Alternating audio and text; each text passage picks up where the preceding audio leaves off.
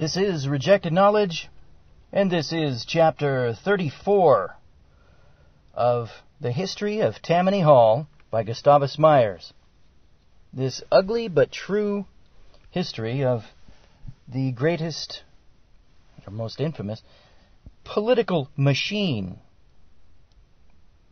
in the history of the American electoral process, and every metropolis in America is going to have these long-standing political machines. But we're not taught about those. That's the practical working reality, the everyday reality of our seedy, corrupt electoral process, and yet we're never taught about that. We're taught about the three branches of government, separation of powers, blah, blah, blah. We're not taught about this reality that undermines the whole thing. The political bosses and the political machines that corrupt every election. And Gus Myers in this book has already shown you, documented, that since at least 1820, every election in New York City was absurdly was totally rife with corruption, fraud. Yet what that means is the easy inference is that same process has always been going on in Chicago and Los Angeles and any large American city, and no doubt many of the smaller ones too. And you're still voting, huh? That's great. Anyway, this is Chapter 34, another era of legislative corruption, 1910 to 1911. It was only a few months after this election that the investigations of William H. Hotchkiss, State Superintendent of Insurance, followed by that of a New York legislative committee into the matter of legislative graft, revealed the extensive and variegated corruption of both political parties. Here we go, right off the bat here. An examination by Mr. Hotchkiss in October 1909 of the affairs of the Phoenix Insurance Company of Brooklyn had brought to light a mass of correspondence apparently disclosing an intimate connection between the president of that company and legislative measures introduced from 1900 to 1910 affecting fire insurance companies.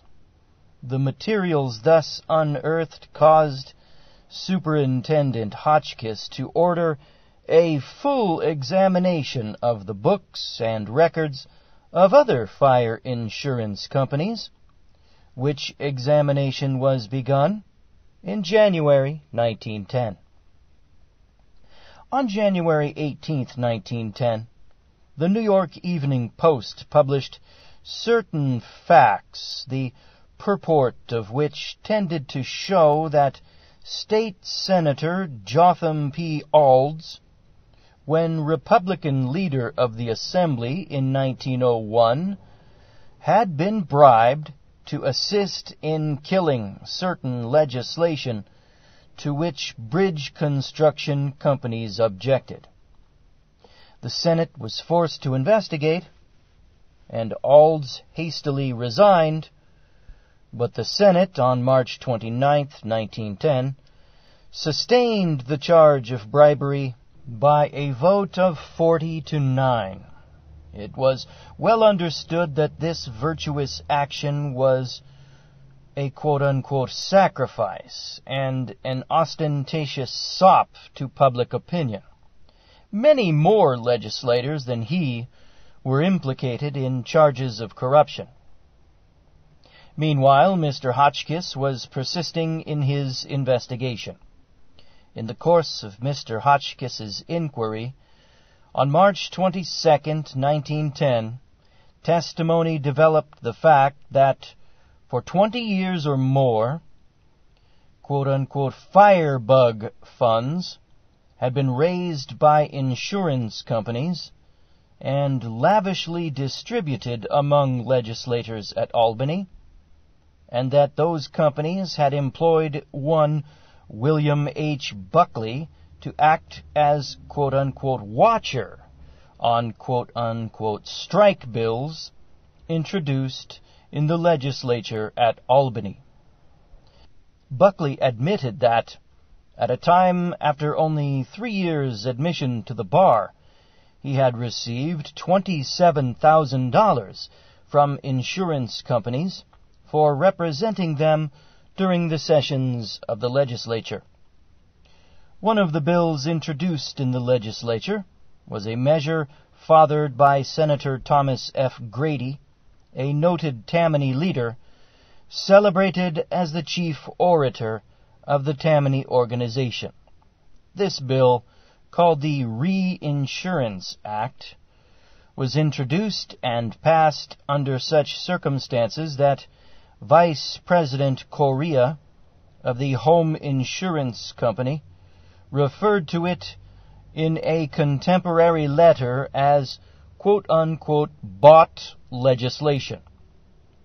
Mr. Correa also stated in that letter, which was in evidence, that only 3 reinsured fire insurance companies supported the bill, which gave those 3 companies a distinct advantage over 209 direct insurance companies doing business in New York State. The bill dealt with the carrying of a reserve where part of a fire risk was reinsured. Senator Grady declared in a public interview that this bill was introduced to protect policyholders by compelling the reinsurance company, when a part of a policy was farmed out by the company of the first instance, to keep an adequate reserve against the policy thus taken. But all of the insurance officers examined by Mr. Hotchkiss admitted either wholly or in part that Grady's interview did not represent a correct conception of what his bill actually provided. Another conspicuous Tammany leader implicated in the disclosures before Superintendent Hotchkiss was Senator Big Tim Sullivan. He had been one of the really powerful leaders of Tammany Hall and held direct sovereignty over the teeming east side below 14th Street. Beginning life as a bartender, Big Tim Sullivan had been given the nickname Dry Dollar Sullivan because of his habit of carefully wiping the bar before placing change on it.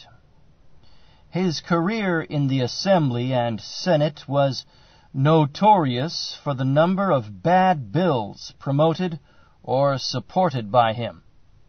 His power in manipulating primaries and swaying elections on the east side south of 14th Street was recognized as that of a master hand. He knew how to make the gangs his obedient servants. Not a secret of colonizing voters and carrying elections was unknown to him and his clan. At the same time, he was called the, quote, friend of the poor, unquote. Where have we heard that from? Where have we heard that before, huh? Because of his yearly practice of giving the wastrels of the Bowery and vicinity Thanksgiving and Christmas dinners and presents. Didn't Al Capone do stuff like that too? By his proved and consistent ability to sway politics in the great and thickly populated East Side, he had to be recognized as an independent Tammany power. No one could become boss of Tammany Hall without his support. His power in Tammany was exceeded only by Mr. Murphy's. In fact, he was one of the actual rulers not only of Tammany Hall, but of New York City. George F. Seward president of the Fidelity and Casualty Company, testified on March 21, 1910, before Superintendent Hotchkiss, that a man representing himself to be an agent of Senator Big Tim Sullivan in 1891 or 1892 offered, in return for a $10,000 bribe, to have a bill inimical to that company's interests killed. Mr. Seward, in response, dictated this telegram to Sullivan, quote, "Mr. Seward says you can go to hell," unquote. In reply to a question as to whether this happened when the Republican Party or the Democratic Party was in power, Mr. Seward replied, quote, "So far as either party is concerned, I don't think it would make very much difference, and I really do not recall," unquote. Both parties, Mr. Seward said, were represented in the, quote, "Black Horse Cavalry," unquote, at Albany. In a public interview, Sullivan denounced Mr. Seward's charge as a lie. Recalled as a witness on March 22, 1910, Seward adhered to the story he had told. It may be remarked here that when Sullivan died in 1913, he left a considerable fortune, originally estimated at $2 million. His friends represented that he had made it from a chain of show houses in which he was interested, but the inventory showed that he owned large quantities of stock in mining companies, realty companies, and other concerns. Many of these shares, however, were listed by the executors of his estate as valueless. The definite value of Sullivan's estate was placed at $1,021,277.33. On March 24, 1910, certain definite facts were brought out showing how Buckley, lobbyist at Albany for the fire insurance companies, had succeeded in killing, in 1908, various proposed enactments which those companies did not want enacted. Correspondence produced showed that Buckley had written to George P. Sheldon, president of the Phoenix Insurance Company, that, quote, "It was not difficult to tie the matter of insurance bills up in the committee," unquote. And later correspondence held out the assurance that the matter, quote, "had been arranged," unquote. According to the testimony, Justice Edward E. McCall of the New York State Supreme Court had endorsed a $35,000 check from Sheldon to Buckley. On March 29, 1910, Darwin P. Kingsley, president of the New York Life Insurance Company, testified that Buckley had offered to buy him the votes of 6 members of the New York State Senate for a certain amount, and that when he, Kingsley, declined to pay, a certain insurance measure which Kingsley had favored was withdrawn. These are but a few of the specific details brought out in the hearings before Mr. Hotchkiss.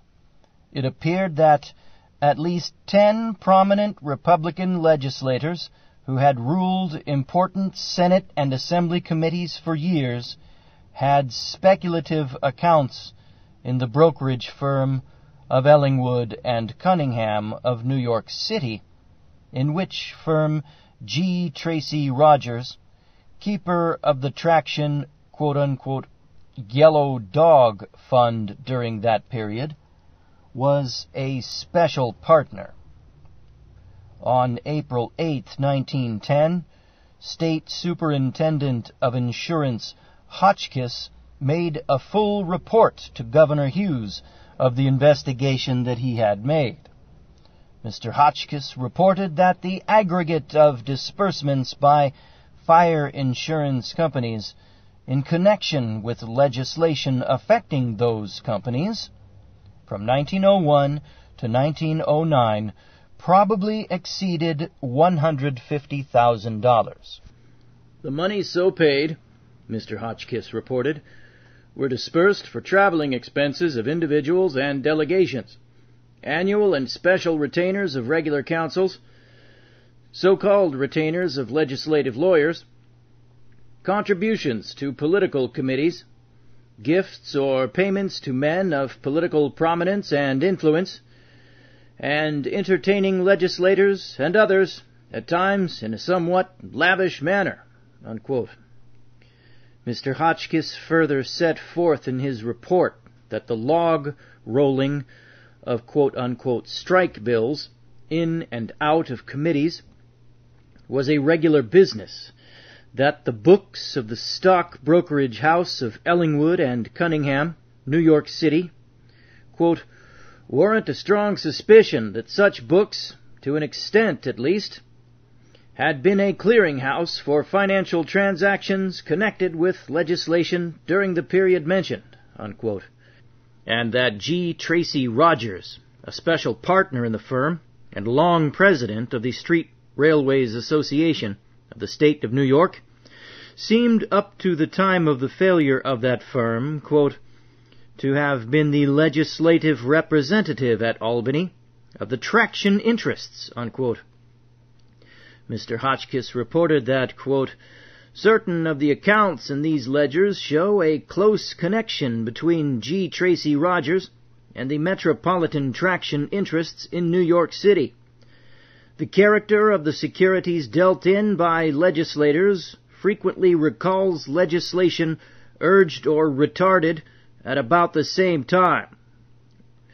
Mr. Hotchkiss urged further inquiry, and in a special message to the legislature on April 11, 1910, Governor Hughes called on that body to follow, by means of a general investigation, the trails of legislative corruption laid bare by the Ald's bribery trial, and the investigation conducted by Superintendent Hotchkiss. In the face of the exposures already made and the insistent demands for further investigation, the legislative committee appointed for the purpose could not evade pressing the inquiry.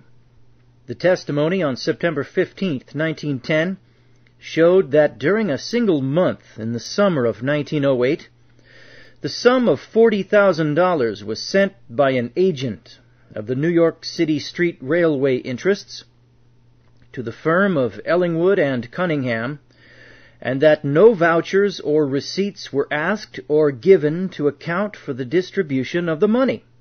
At previous hearings, the fact had been established that this brokerage house was the firm which served as a quote-unquote clearing house for the money supplied to members of the legislature by G. Tracy Rogers. At the hearing on September 16, 1910, the evidence showed that Senator Lewis F. Goodsell and Assemblyman Louis Bedell, prominent Republican leaders in the legislature, had received large amounts of money from the Metropolitan Street Railway Company and G. Tracy Rogers from 1900 to 1904. Goodsell had received $24,800 and Bedell $21,750. Goodsell admitted that he had quote-unquote bought stock without putting up any margin. At the same hearing, H. Vreeland, president of the Metropolitan Street Railway Company, testified that the Metropolitan Street Railway Company contributed campaign funds and that it did so to practically everyone that ran for office. he remembered $20,000 or $25,000 given to the Republican organization and $17,000 or $18,000 to the Democratic organization. This was in about the year 1902 or 1903. Another method of subsidizing politicians individually, Mr. Vreeland testified, was by carrying stocks on the books of various brokerage houses for them. These individual stock transactions ran from $20,000 to more than $30,000. Much further testimony was brought out showing the enormous and continuous subsidizing of both old political parties and politicians by corporations wanting certain legislation enacted or smothered. On September 21, 1910, Mr. Vreeland admitted that the Metropolitan Street Railway Company had, prior to 1903, paid out fully $250,000 in quote-unquote taking up stocks that legislators and other politicians had been carrying with brokerage houses and which they desired converted into cash. This was one of the indirect methods of influencing political or legislative action in the interest of the company. G. Tracy Rogers testified that he had disbursed $82,475 in 3 years, and that most of it went to members of the railroad committees of the New York legislature. In these hearings, the names of a number of conspicuous legislators and the amounts received by them were brought out in the testimony. Testimony, also under oath, on October 19, 1910, purported to show that a legislative corruption fund of $500,000 was raised at a meeting in Delmonico's to defeat anti-racetrack gambling legislation at Albany in 1908, and that Charles H. Hyde, Chamberlain of New York City, under Mayor Gaynor, attended this meeting, and that State Senator Frank Gardner went to Albany with Hyde because Hyde did not know the ways of legislators and how to approach them, quote-unquote, properly. Hyde's father-in-law was William A. Ingman, owner of the Brighton Beach Racetrack. According to the testimony, Hyde made a subscription for Ingman, who had failed to pay, and later put in a bill for personal expenses covering the amount. The testimony further represented that there was a dispute as to who was to handle the bribery funds, and that $125,000 was given to James E. Gaffney, quote, to take care of 3 or 4 members of the legislature, i.e. Tammany men, unquote.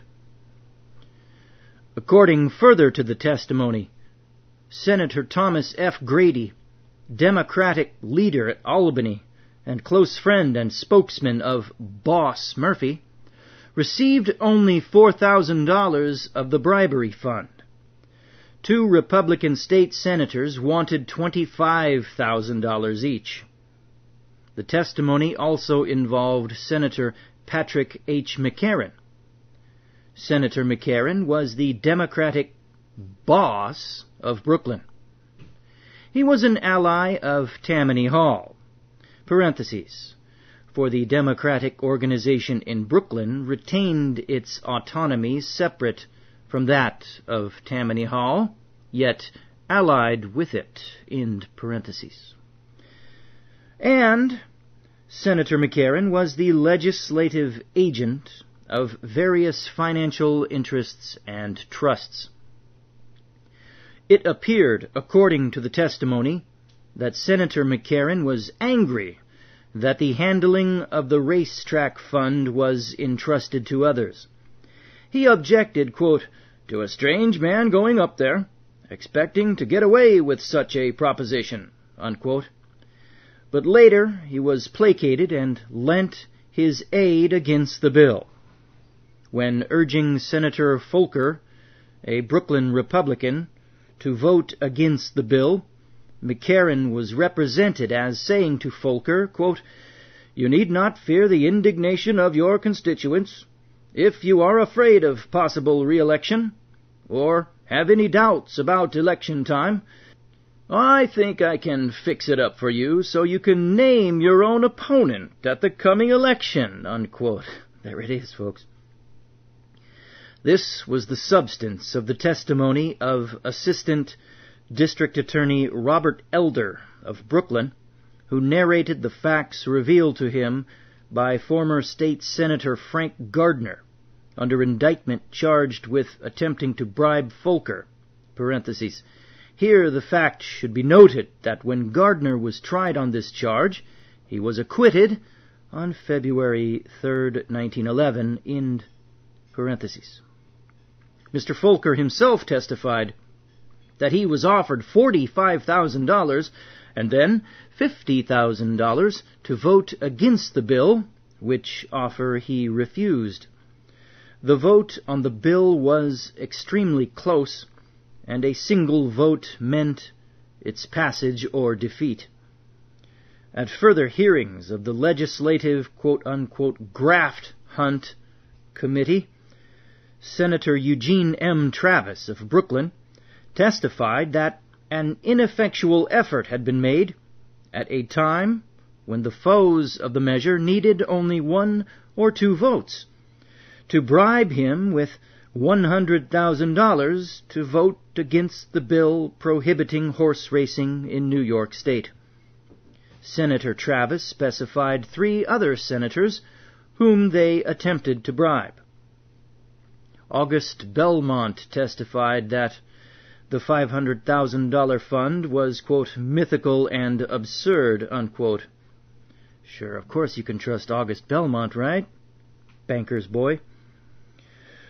It was reported that representations made at the hearing on November 30th, 1910, were to the effect that one jockey club alone had expended $33,000 while the anti-racetrack gambling legislation was pending, and that information from reliable sources tended to show that each of the other 7 racing associations had expended a similar sum, or perhaps more.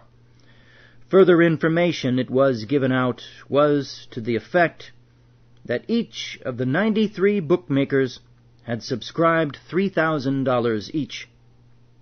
The total of the above-stated contributions would have amounted to $543,000, supposing the fund to have been a fact. Whatever were the basic facts, pro and con, as to the alleged $500,000 fund for the defeat of the anti-racetrack bill, the record shows that it was defeated on April 8th, 1908, by a vote of 25 to 25, and that among those voting against it were such Tammany senators as Grady, Frawley, McManus, Sullivan, and other Tammany men and Democrats. In all, 17 Democrats and 8 Republicans. A new state senator, having been elected in a special election in one district, the bill prohibiting gambling at racetracks was subsequently passed. Nearly all of those involved made vehement denials. Senator McCarran had died on October 23, 1909, a year before these hearings. I wonder if there was foul play there, huh? Although cooperating with Boss Murphy in elections, there was nevertheless considerable animosity between the two, arising, it was generally believed, from a suspicion that Mr. Murphy, inflated by his personal victory in electing McClellan in 1903, was attempting to extend his political territory to Brooklyn. Senator McCarran had openly protested against this quote-unquote encroachment and had threatened trouble if it were pushed. It was this jealously vigilant attitude on the part of the bosses of the other boroughs which prevented Tammany Hall from extending its regular organization outside the former city limits. McCarran himself was a quote-unquote sporting man, and reputed to be a quote-unquote thoroughbred at that. He had his own elaborate racing stable, and it was said of him that he once uncomplainingly lost $30,000 on a bet, although the decision of the racing judges was open to question. In 1908, the failure of the brokerage firm of Ennis and Stepani revealed the fact that McCarran was, quote-unquote, carrying $250,000 worth of stock for which he had paid nothing, and which resulted in a loss to him of about $107,000. No demand had been made by the brokers upon McCarran for margins. In view of this fact, he could not have been compelled to pay losses. It was said of him, however, that he gave a check to the receiver and took the stock.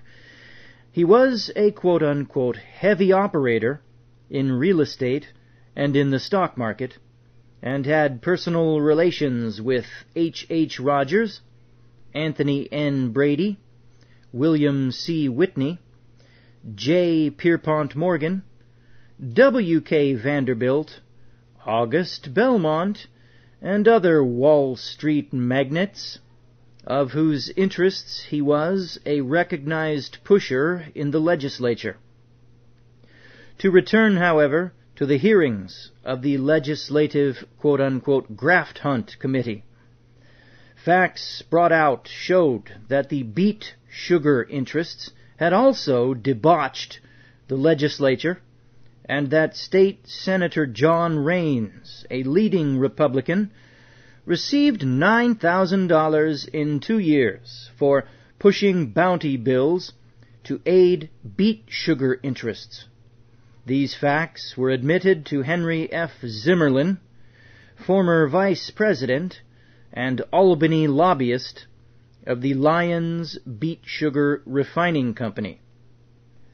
The full testimony tended to show that insurance companies, traction companies, construction companies, and other interests paid large sums to defeat legislation that they did not want enacted, or were blackmailed into paying other large sums to have quote-unquote strike bills suppressed. But the report of the Legislative Investigating Committee, made on February 1st, 1911, was harmless as far as specific findings of corruption were concerned. As to the charges of traction and racetrack corruption, the committee reported that no definite and substantial charge, verified by knowledge, had been filed with it, and that, quote, in consequence, it finds nothing definite in regard to the traction and racetrack charges that it examined, unquote. Just like committees always find, right?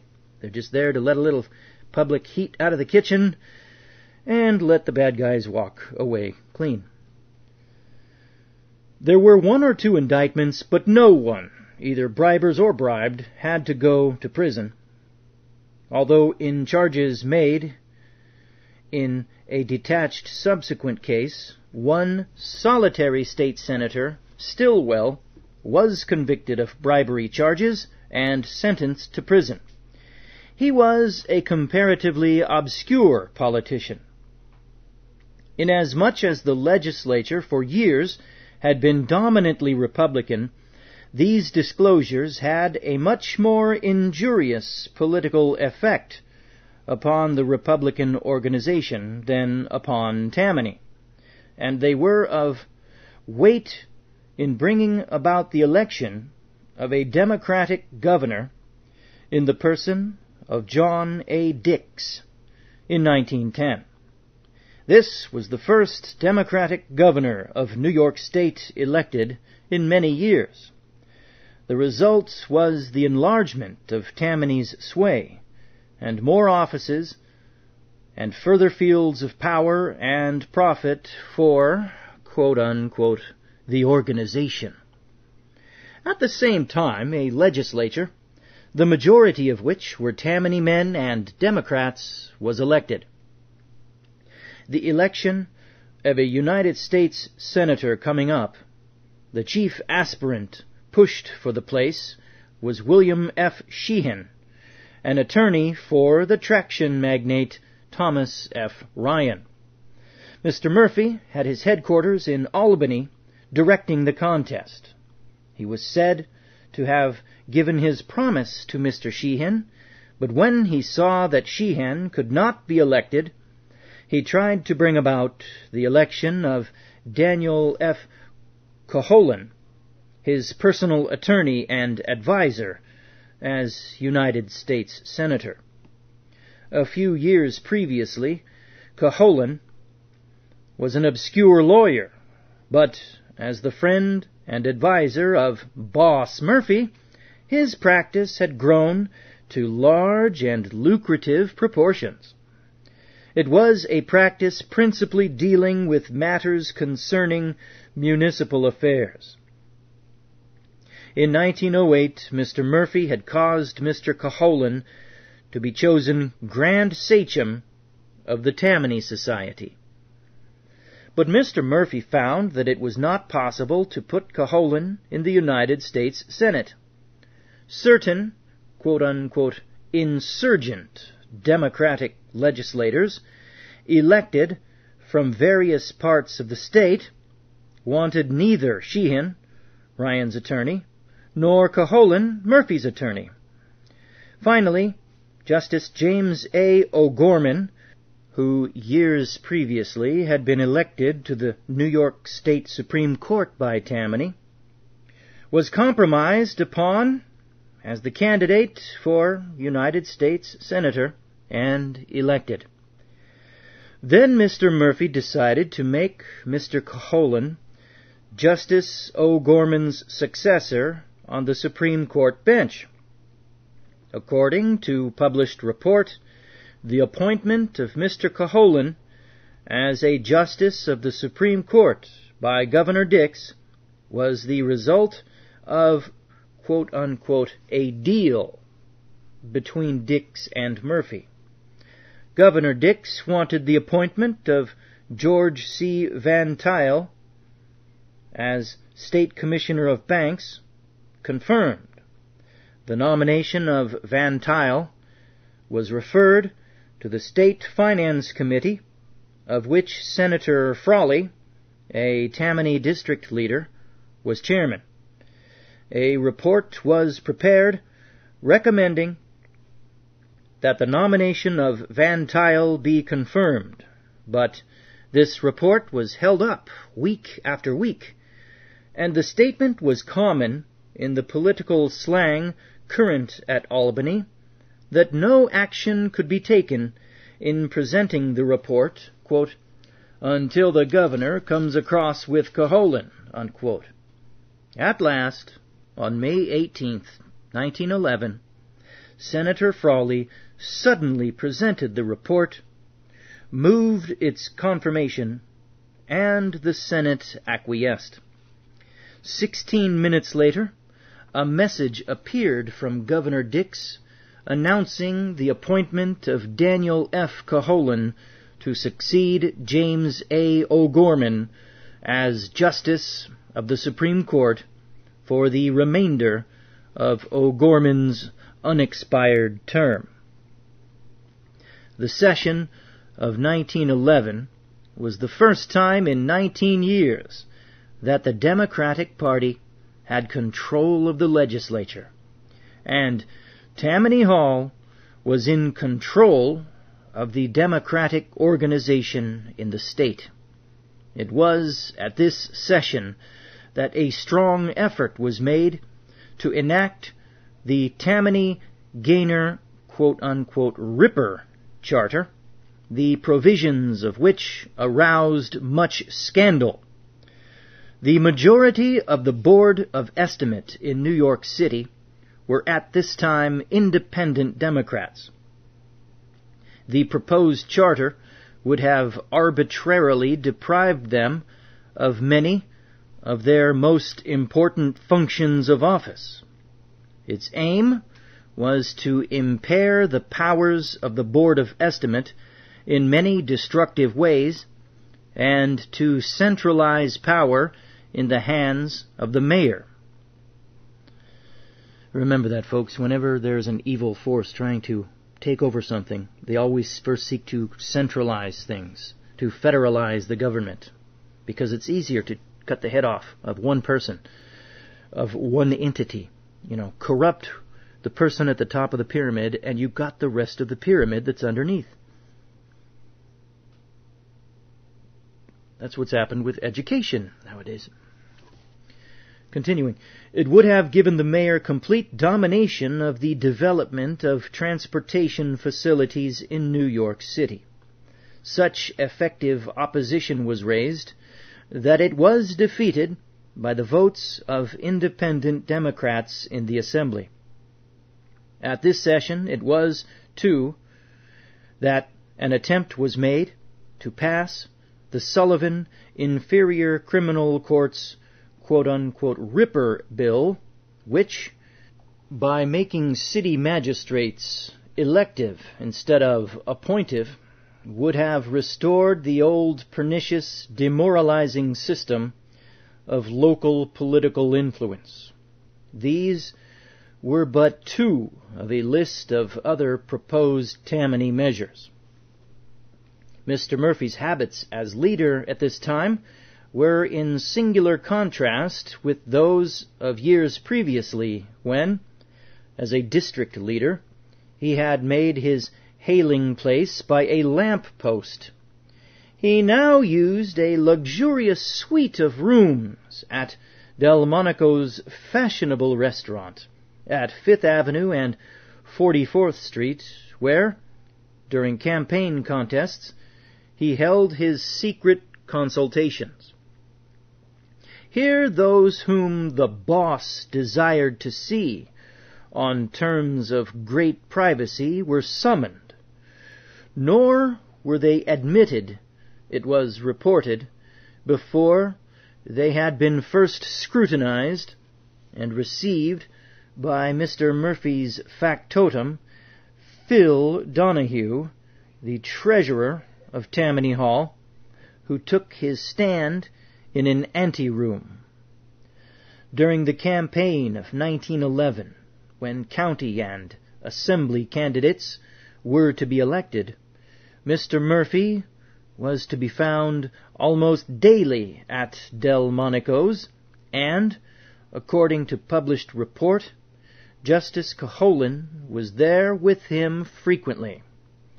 It was at this election that Mr. Caholen was elected Justice of the Supreme Court for a period of 14 years. Veteran politicians who had learned the wisdom of combining the pocketing of millions with the art of simple appearances shook their heads ominously at what they considered Boss Murphy's tactlessness in vaunting his power, surrounded by ostentation and grandiose luxury. All right, folks, that'll conclude this chapter of The History of Tammany Hall by Gustavus Myers. You've been listening to Rejected Knowledge.